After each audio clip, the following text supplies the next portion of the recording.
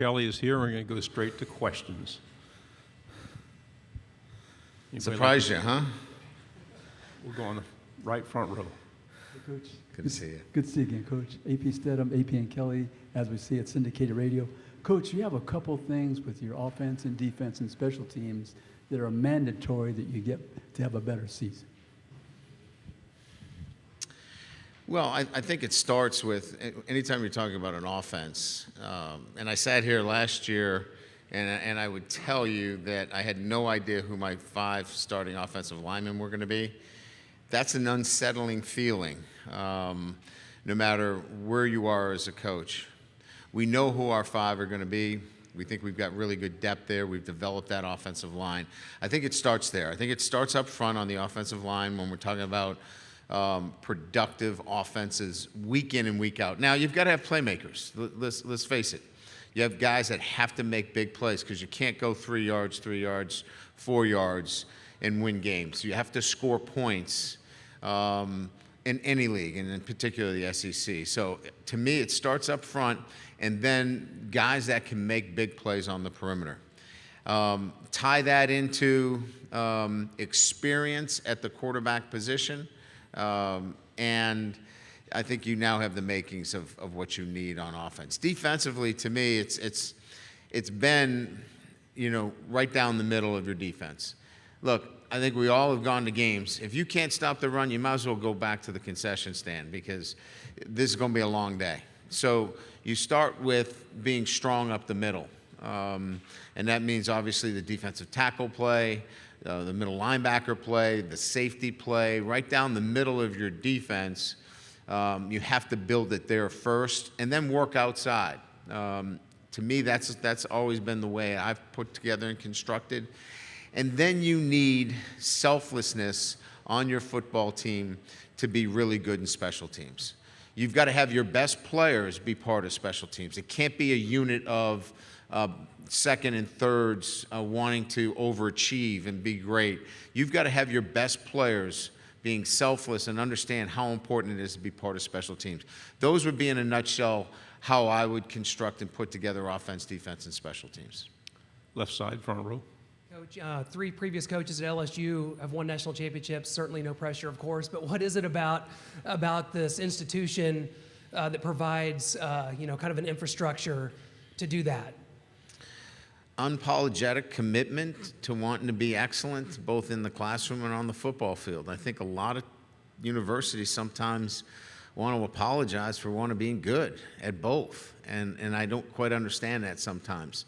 It takes resources, no doubt, but it takes, I think, a vision that says we want to do both. We want to be great in the classroom. We want to be great on the athletic fields. LSU wants that. That's the bar. I knew that, and that's why I wanted to be the head coach here. Left side, third row. Brian, obviously every program is different, but what do you think are some of the factors that make for a successful transition year that like the one you guys had last season? What are some of maybe the intangibles that have worked well that have you seen in an early stage of a program? Well, I think we had a good plan coming in, and the plan really started with understanding where the air was coming out of the tire. What were our problems? You have to sit back and assess where are our problems, and most of our problems were self-inflicted wounds. We had to clean up the things internally. We had to be more accountable. We had to have better attention to detail on a day-to-day basis. We had to be more committed to our academics. All those things carry over to what you do on the playing field. You're not going to forget your assignment. You're not going to miss out on the things that you're supposed to do in a timely fashion. So I think that's the first thing, and then you got to have your players clearly buy into that, and then hold them to that standard. A consistency of that approach is mandated, and if you don't, I don't think you can get that kind of quick transition. Right side, third row. Jacques Doucet, WAP-TV. What's been the next step with Jake Flint and the strength and conditioning program during the summer? And no breaking news, it's hot in Louisiana in the summer, but this summer's been even hotter than usual, it Yes. seems like. So have they been out there working, and what can you tell me about that? That's a great question. I think in year two, you start to work more on the individual and the development of the individual. We were laying down a program, a strength and conditioning program that was something that they weren't used to. And so I think as you get into year two, you become a little bit more focused on some of the workouts as they relate to position groups. Wide receivers, a little bit different than defensive linemen. Quarterbacks, obviously different than defensive backs. So we've been a little bit more targeted there. And then we've been extremely careful with the weather. As you know, we like to train outside. We want to acclimate our players to the outside. But we've been very careful with our runs. So one day a week we have our runs. We've moved those runs to an earlier time to make sure that we don't put our kids in a compromising situation. But you're absolutely right. Year two has definitely been a focused year for us as it relates to making some training adjustments to the particular position groups. Left side, second row. Dan Peck, ESPN 106.7 in Auburn. Coach, what is similar and what's different about recruiting to LSU versus the other places you've coached in your career? Well, I think I can tell you what's similar. What's similar is that the calendar has changed so dramatically that it's making it almost a year-round proposition. We hosted official visits through the month of June. That had never been the case. I think we're doing close to 44 out of the 52 weeks or 7-day weeks now in terms of our schedule. I think 10 years ago we were somewhere in the 36 range. So the schedule in recruiting has changed so much that it's forced so much more of a commitment in your time. And no one's complaining here. I'm just giving an answer to the question about the month of June now is a balancing act between camps and recruiting. What I think is unique about Louisiana and LSU is the players in state. First of all, there are great players in state, and we have to identify them all and recruit them well. But if we do that, they'll come to LSU. Other schools I've been to, Notre Dame in particular, I had to go to a particular state and pull the best player out of that state. That's a lot harder than being in Louisiana and being the flagship university. And if you recruit that young man the right way, like you're supposed to, he wants to be a Tiger. Front row on the right. Hey, Coach, Kyle Henderson, Bama Football on YouTube. Last year, I know last year doesn't matter to this year, but when you beat Alabama football, it certainly matters. How can that win last year in overtime continue to catapult your program and your trajectory going forward? Yeah, I was asked that question earlier. Look, Alabama and Georgia are the benchmark for what we're looking for. And what is that in particular? It's consistency and performance year in, year out. We did it one time. So we're not in that conversation at this point. So what we're hoping that it catapults us to is a more consistent football program that is competing for championships year in and year out. We don't want any dips in our programs at all. And I think when you look at it from a tangible standpoint, what it did for us is it helps us in recruiting that we don't have to paint a narrative that's not true. In other words, that we can say, look, we're going to compete with Alabama. We're going to be able to beat Alabama. It's not a fantasy, it's a reality. And so there is some tangible evidence there that you can use in recruiting, but the rest of it is really about it giving you momentum for consistency in performance. Left side, front row, and then we're going to the third row. Go ahead.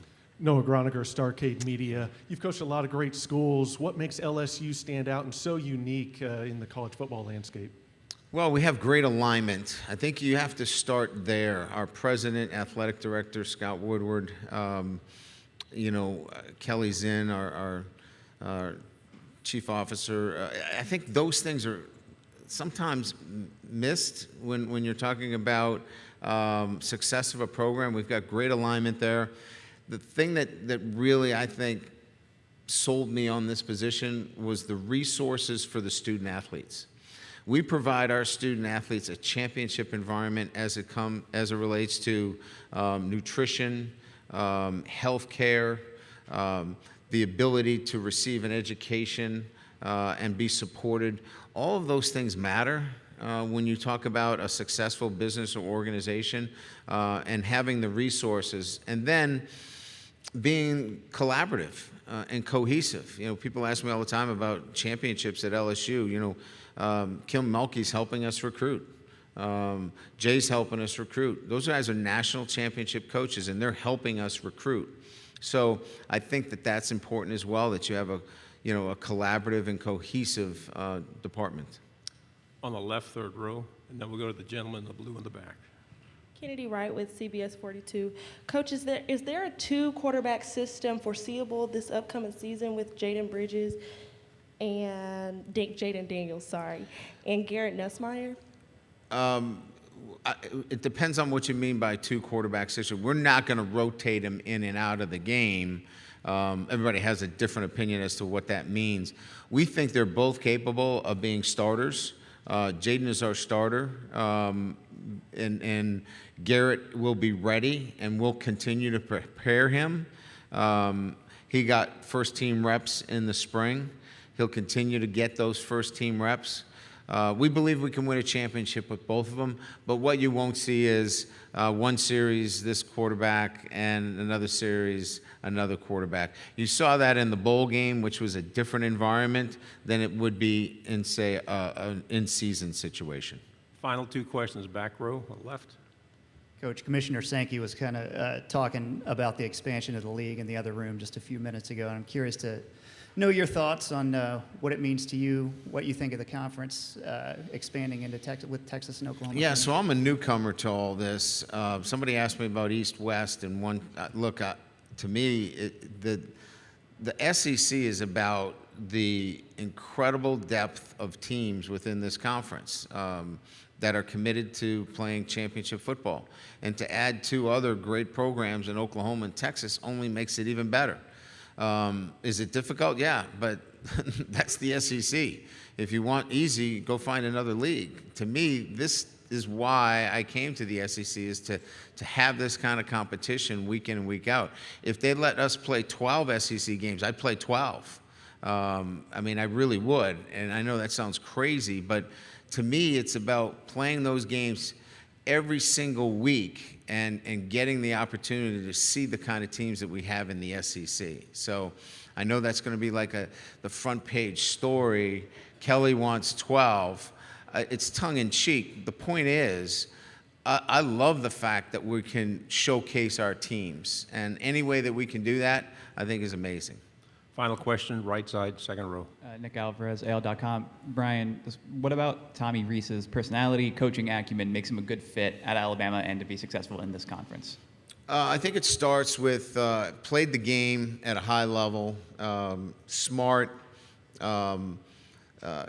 builds great relationships with his players, and I think he understands the balance of art and science when it comes to play calling. Play calling is not just about analytics. It's just not about tendencies. You got to have a gut feeling. You got to know when to make those calls. He played the position. He knows it. He can balance those 2 things. I hope he has great success every game he plays against until we play him at LSU. Thank you, Coach. Good luck Thank this you. season.